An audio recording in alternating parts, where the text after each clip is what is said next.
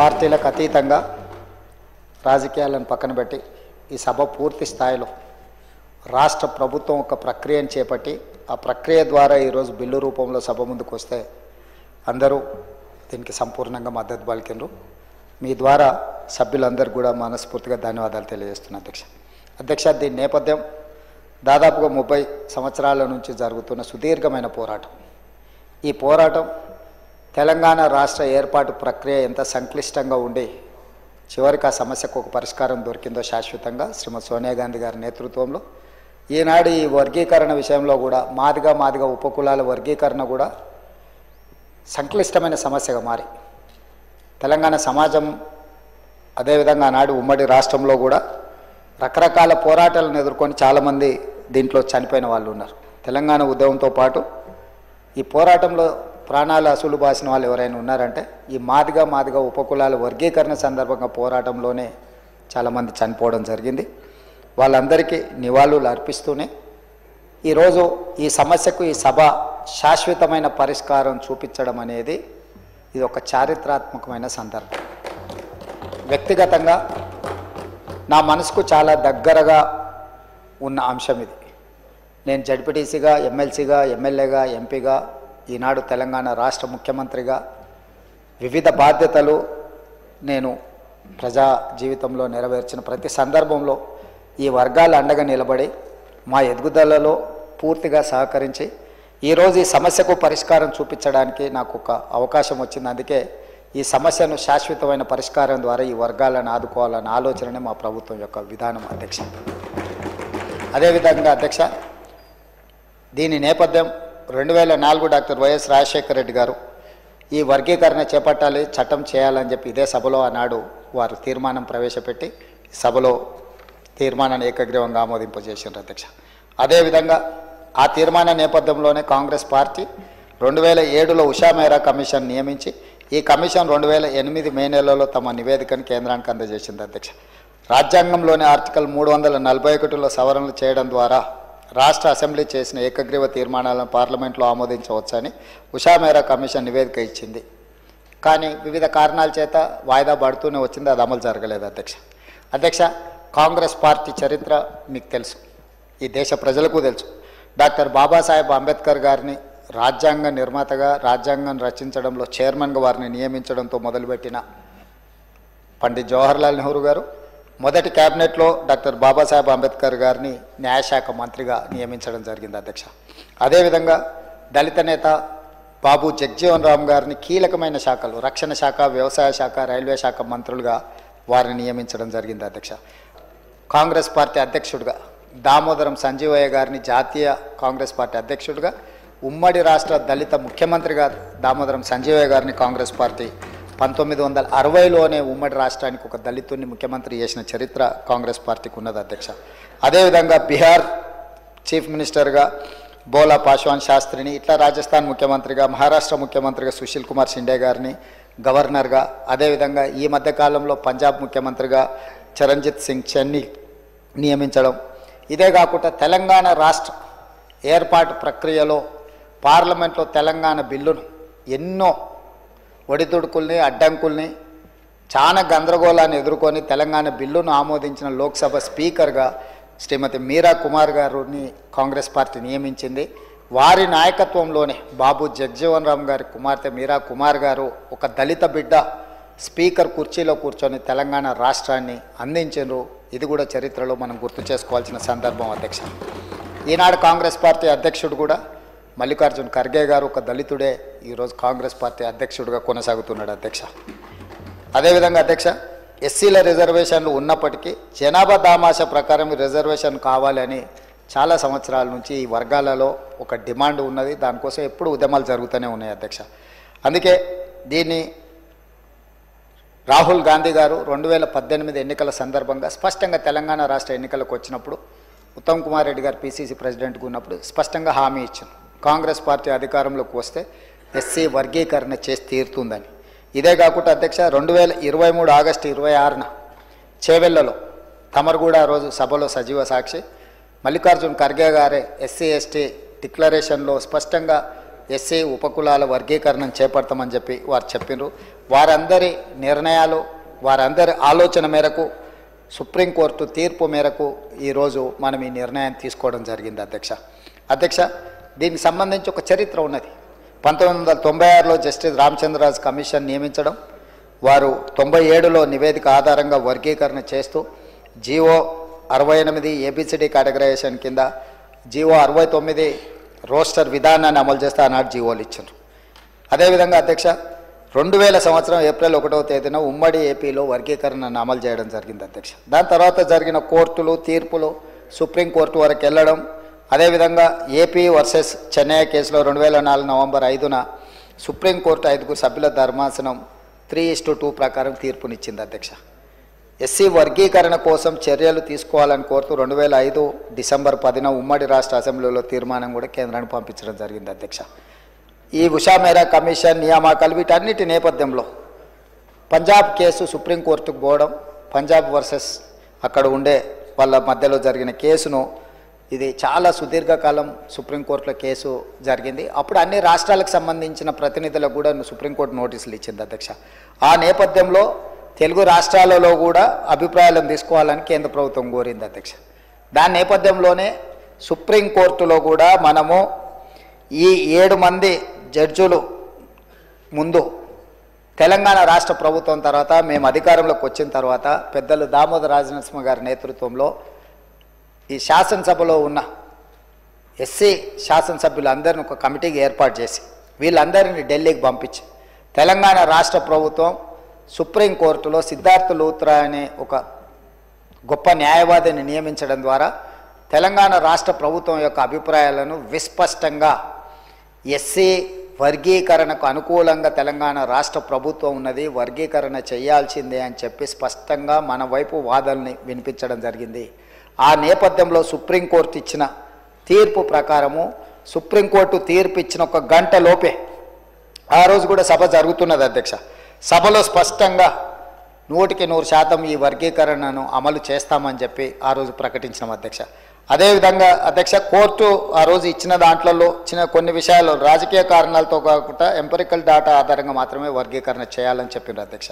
Empirical data క్షేత్రస్థాయిలో అనుభవపూర్వకంగా సేకరించిన సమాచారం, 1 జనాభా, 2 అక్షరాస్యత శాతం, అనుసరిస్తున్న వృత్తులు, ఉద్యోగాలు, ఆర్థిక పరిస్థితులు, వీటన్నిటి నేపథ్యాన్ని తీసుకొని ఈ వర్గీకరణ చేయాలని సుప్రీంకోర్టు మనకు చెప్పడం జరిగింది అధ్యక్ష. వీటన్నిటి నేపథ్యంలో రాష్ట్ర ప్రభుత్వము ఒక మంత్రివర్గ ఉపసంఘాన్ని ఏర్పాటు చేసింది అధ్యక్ష.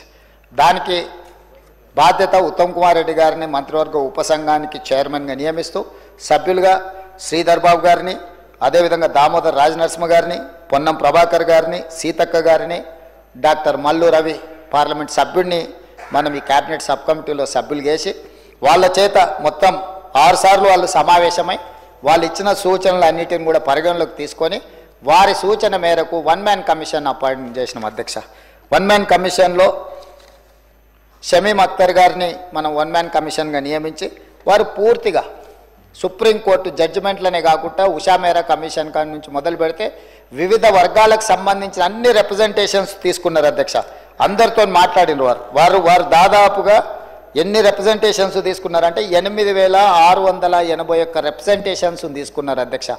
జిల్లాలలో పర్యటన చేయడం కానీ వారి దగ్గరకు వచ్చి వివరాలు అందించిన వాళ్ళ యొక్క అభిప్రాయాలు అన్నిటినీ వారు తీసుకొని స్పష్టంగా వారు ఒక పూర్తి స్థాయి ఎక్సర్సైజ్ చేసి చాలా పారదర్శకంగా, ఎందుకంటే ఏ ఒక్కరికి కూడా ఇందులో అన్యాయం జరగకూడదు, ఈ కమిషన్ ఇచ్చే నివేదిక పట్ల ఎవరికి అనుమానాలు ఉండకూడదు అని ఒక ప్రత్యేకమైన కార్యాచరణ తీసుకొని అందరి అభిప్రాయాలు విని వారు ఒక స్పష్టమైన నివేదికను సూచనను తెలంగాణ రాష్ట్ర ప్రభుత్వానికి ఇవ్వడం జరిగింది అధ్యక్ష. ఈరోజు ఈ ఎస్సీ ఉపకులాలలో దాదాపుగా 59 కులాలు ఉన్నాయి అధ్యక్ష. ఈ 59 కులాలకు సంబంధించి ప్రభుత్వ రంగ సంస్థలలో వాళ్ళు చేస్తున్న ఉద్యోగాలు కానీ, విద్యా అవకాశాలు కానీ, రాజకీయ అవకాశాలు కానీ, గ్రాంట్ అండ్ ఎయిడ్ సంస్థల నుంచి కూడా కమిషన్ సమాచారాన్ని సేకరించింది అధ్యక్ష. వీటన్నిటిని దృష్టిలో పెట్టుకొని జస్టిస్ షమీమ్ అఖ్తర్ కమిషన్ తన నివేదికను 2025 ఫిబ్రవరి 3వ తారీఖున ఈ మంత్రివర్గ ఉపసంఘానికి సమర్పించింది అధ్యక్ష. 4 తారీఖు రోజు ఎంబడే మంత్రివర్గాన్ని ఏర్పాటు చేసి వారు ఇచ్చిన కమిషన్ యొక్క సూచనలు తూచా తప్పకుండా ఆమోదించడం జరిగింది అధ్యక్ష. ఎక్కడ కూడా మనం కమిషన్ రికమెండేషన్స్ నుంచి డీవియేట్ చేయలేదు అధ్యక్ష. ఎందుకంటే 7 న్యాయమూర్తుల ధర్మాసనం ఇచ్చిన జడ్జిమెంట్ నేపథ్యంలో మంత్రివర్గ ఉపసంఘాన్ని ఏర్పాటు చేసి మంత్రివర్గ ఉపసంఘం 6 సార్లు సమావేశాన్ని చేసి అధికారులతో న్యాయ నిపుణులతో చర్చించి 1 man కమిషన్ అపాయింట్ చేసిన 1 man కమిషను వివిధ జిల్లాలు, వివిధ ప్రాంతాలు, వివిధ స్టేక్ హోల్డర్స్ని అందరితో మాట్లాడి వాళ్ళు ఇచ్చిన నివేదికలు కానీ 8681 రిప్రజెంటేషన్స్ని అన్నిటిని కూడా తీసుకొని క్రోడీకరించి చట్ట పరిధిలో వారు చేయగలిగిన అన్ని అంశాలను పరిగణలోకి తీసుకొని వాళ్ళు ఒక నిర్ణయం తీసుకున్నారు అధ్యక్ష. దాని ప్రకారం 59 ఎస్సీ కులాలను 3 గ్రూపులుగా విభజించడం జరిగింది అధ్యక్ష. గ్రూప్ 1 కింద 15 ఉపకులాలను తీసుకొని వాళ్ళకు 1% సామాజికంగా, విద్యాపరంగా, ఆర్థికంగా పూర్తిగా వెనుకబడిన వర్గాలను గ్రూప్ 1 కింద తీసుకున్నాడు అధ్యక్ష. 1% రిజర్వేషన్ వాళ్ళకి ఇవ్వడం జరిగింది అధ్యక్ష. అదేవిధంగా గ్రూప్ 2 మధ్యస్థంగా లబ్ధి పొందిన ఎస్సీ కులాలు, మోడరేట్ బెనిఫిషియర్స్, వాళ్ళను 18 కులాలు ఉన్నాయి అధ్యక్ష. అందులో 9% రిజర్వేషన్లు వాళ్ళకు ఇచ్చిండ్రు అధ్యక్ష. అదేవిధంగా గ్రూప్ 3 అధ్యక్ష గణనీయంగా లబ్ధి పొందిన అంటే కొంచెం సిగ్నిఫికెంట్గా బెనిఫిట్ పొందిన వర్గాలు 26 కులాలు ఉన్నాయి అధ్యక్ష. వాళ్ళకు 5% రిజర్వేషన్.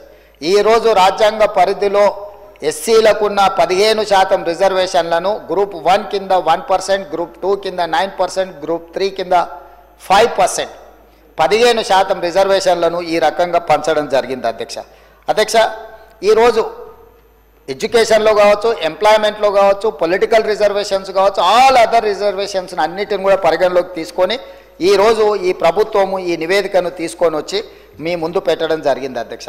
అందుకే అధ్యక్ష ఈరోజు ఈ చారిత్రాత్మకమైన సందర్భంలో ఒక మంచి నిర్ణయం మనం తీసుకున్నప్పుడు ప్రతిపక్షాలన్నీ కూడా ముందుకు వచ్చినాయి. ఈరోజు కృష్ణమాదిగతో మొదలు పెడితే చాలామంది 30-35 సంవత్సరాలలో ఈ ఉద్యమంలో చాలామంది పాల్గొన్నారు అధ్యక్ష. ఈ ఉద్యమంలో కూడా చనిపోయింది. ఇంతకుముందు పెద్దలు దామోదర రాజనరసింహ గారు చనిపోయిన కుటుంబాల గురించి ఆలోచన చేయాలి అని వారు అన్నారు. ఎస్, తెలంగాణ ఉద్యమంలో చనిపోయిన వాళ్ళను లేదా మాదిగ ఉపకులాల వర్గీకరణకు సంబంధించి ఉద్యమంలో ప్రమాదవశాత్తు చనిపోయిన వాళ్ళని ఆదుకునే అవసరము, బాధ్యత ఈ ప్రభుత్వానికి ఉన్నది. నేను తమరి ద్వారా వారికి నేను మాట ఇస్తున్నా, రేపు ఇందిరమ్మ ఇండ్లు ఇచ్చే దాంట్లో ఈ కుటుంబాలకు ఖచ్చితంగా మొదటి ప్రాధాన్యత కింద ఇందిరమ్మ ఇండ్లు ఇవ్వాలి ఆ కుటుంబాలకు. ఎందుకంటే పిల్లలు చనిపోయింటారు, తల్లిదండ్రుల పరిస్థితి ఏ విధంగా ఉందో తెలియదు, కుటుంబ సభ్యుల పరిస్థితి ఏ విధంగా ఉందో మనకు తెలియదు. కాబట్టి వాళ్ళకు ఖచ్చితంగా ఇందిరమ్మ ఇండ్లలో మొదటి ప్రాధాన్యత కింద మనం వాళ్ళను ఆ కుటుంబాలను ఆదుకోవడానికి ఇల్లు ఇవ్వాలి అధ్యక్ష. అదేవిధంగా రాజీవ్ యువ వికాసం కింద నిన్ననే మనం కొన్ని పథకాలు ఇచ్చుకున్నాం. ఆ కుటుంబంలో చదువుకున్న యువకులు కానీ యువతులు కానీ ఆ కుటుంబం అంటే వాళ్ళ సోదరులు సోదరిమణులు ఎవరైనా ఉంటే వాళ్ళకి ఈ అప్ టు 4 lakhs ఏదైతే ఫైనాన్షియల్ అసిస్టెన్స్ మనం ఇస్తున్నామో వాళ్ళకి ప్రాధాన్యత కింద ఆ కుటుంబాలకు, ఆ చనిపోయిన కుటుంబాలకు ఈ రాజీవ్ యువ వికాసం స్కీమ్లో కూడా వాళ్లకు అవకాశాలు కల్పించాలని చెప్పి తమరి ద్వారా వారికి మాట ఇస్తున్న అధ్యక్ష. ఇది ప్రభుత్వం యొక్క బాధ్యత. ఎందుకంటే ఒక ఉద్యమం జరిగినప్పుడు, ఒక పోరాటం జరిగినప్పుడు ఎవరైతే ప్రాణాలు కోల్పోయినరో ఆ కుటుంబాలను ఆదుకోవాల్సిన బాధ్యత మన అందరి మీద ఉన్నది అధ్యక్ష. అందుకే అధ్యక్ష ఈరోజు ఏ నిర్ణయం తీసుకున్నా 51% ఆమోదిస్తే సరిపోతుంది ప్రజాస్వామ్యంలో. కానీ ఈ నిర్ణయంలో 100% అందరూ ముందుకొచ్చి నిలబడి ఈ వర్గీకరణకు సంపూర్ణంగా మద్దతు పలికినరు. ఇకనైనా ఈ సమస్యకు శాశ్వతమైన పరిష్కారం దొరుకుతుంది. ఈ చర్చలో పాల్గొన్న వాళ్ళందరూ బీఆర్ఎస్ కావచ్చు, బీజేపీ కావచ్చు, ఎంఐఎం కావచ్చు, సిపిఐ కావచ్చు, బయట ఉన్న చాలా సంఘాలు కూడా ఈరోజు ప్రభుత్వం తీసుకుంటున్న ఈ చర్యల్ని సమర్థిస్తున్నారు. కాబట్టి అదేవిధంగా మా మిత్రులు వివేక్ వెంకటస్వామి గారు రిజర్వేషన్ పర్సంటేజ్ 15 నుంచి 18% పెంచాలి పాపులేషన్ అని అన్నారు. ఎస్, వాళ్లకు దామాషా ప్రకారము జనాభా ప్రాతిపదికన రిజర్వేషన్లు పెంచాల్సిన బాధ్యత ప్రభుత్వాల మీద ఉన్నది. 2026 జనాభా లెక్కలు పూర్తి కాగానే ఆ పర్సంటేజ్ ప్రకారం రిజర్వేషన్లు పెంచడమే కాకుండా దామాషా ప్రకారం ఆ రిజర్వేషన్లని ఈ గ్రూప్ 1, గ్రూప్ 2, గ్రూప్ 3కి పంచే బాధ్యతను మన ప్రభుత్వం తీసుకుంటుందని చెప్పి సభ ద్వారా వారికి స్పష్టంగా నేను చెప్పదలుచుకున్నాను అధ్యక్ష. ఎందుకంటే ఒక రిజర్వేషన్ పెంచాలంటే ఇప్పుడు మన దగ్గర ఉన్న డేటా, మన దగ్గర ఉన్న సమాచారం 2011 యొక్క జనాభా లెక్కలు మాత్రమే మన దగ్గర ఉన్నాయి అధికారికంగా. ఆ తర్వాత జనాభా లెక్కలు జరగలేదు. కాబట్టి రిజర్వేషన్లు పెంచడానికి ఒక సహేతుకమైన విధానం ఉండాలి. ఇప్పుడు కేంద్ర ప్రభుత్వం తిరిగి జనాభా లెక్కలు మళ్ళీ మొదలు పెడుతుంది. 2020లో నాకు తెలిసి ఆ జనాభా లెక్కలు మొత్తం తేల్తాయి. ఆ జనాభా లెక్కల ప్రకారము ఎస్సీ రిజర్వేషన్లను కూడా పెంచుతుంది ఈ ప్రభుత్వము. ఈ ప్రభుత్వానికి స్పష్టమైన విధానం ఉన్నది. చట్టపరంగా ఎలాంటి చిక్కులు లేకుండా ఎస్సీలకు కానీ ఎస్టీలకు కానీ వాళ్ళకి పెంచాల్సిన రిజర్వేషన్లను ఏ విధంగా పెంచి రిజర్వేషన్లు పెంచడం, సహేతుకబద్ధంగా వాళ్ళకు పంచడం అనేది ఈ ప్రభుత్వం తీసుకుంటుంది. కాబట్టి ఈరోజు నేను ఈ జాతులకు నేను మాట ఇస్తున్నా, ఈ ప్రభుత్వం ఇందిరమ్మ రాజ్యంలో మీకు అన్యాయం జరగదు. గతంలో ఏదైనా అన్యాయం జరిగినా కూడా దాన్ని సరిదిద్ది భవిష్యత్తులో మీకు మేలు జరిగే విధంగా ఈ ప్రభుత్వం కార్యాచరణను తీసుకుంటుంది. అమలు చేసే విధానంలో కూడా పారదర్శకత పాటిస్తాము. ప్రతిపక్షాలను అన్నిటిని కూడా కలుపుకొని ఇట్లాంటి విషయాలలో బేసజాలకు పోకుండా అందరినీ సంప్రదించి అందరి అభిప్రాయం తీసుకొని ముందుకెళ్లే విధానాన్ని మా ప్రభుత్వము అవలంబిస్తుంది. ఈరోజు సహకరించిన ప్రతిపక్షాలకు అందరికీ, సభలో చర్చలో పాల్గొన్న సభ్యులందరిని కూడా మరొకసారి మనస్ఫూర్తిగా అభినందిస్తూ ఈ బిల్లును ఏకగ్రీవంగా ఆమోదించినందుకు తమరికి సభ్యులందరికీ కూడా మనస్ఫూర్తిగా కృతజ్ఞతలు తెలియజేస్తూ సెలవు తీసుకుంటున్నాను అధ్యక్ష.